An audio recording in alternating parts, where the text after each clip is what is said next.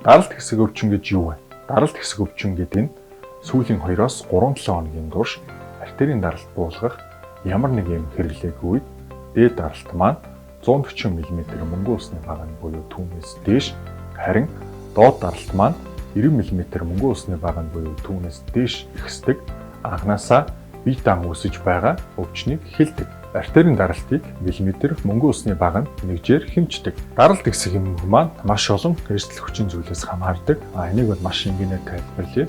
Дотор нь засагдах болон засагдах боломжгүй гэж ангилдаг.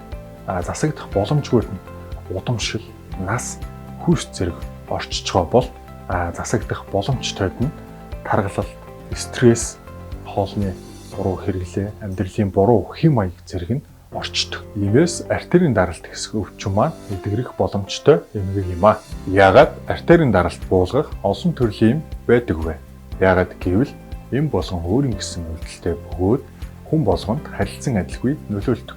Ийм учраас та мэрэгжлийн эмчийн зааврын дагуу өөр тохирсон эмийг хэрэглэх нь хамгийн зөв сонголт юм. Нэмж хэлэхэд бидний өргөн хэрэгэлдэг амлодипин гэдэг эмийг 1990 оноос валсартаныг 1996, Иналафрилийг 1984 оноос тус эмчилгээнд хэрэгжилж эхэлсэн байдаг.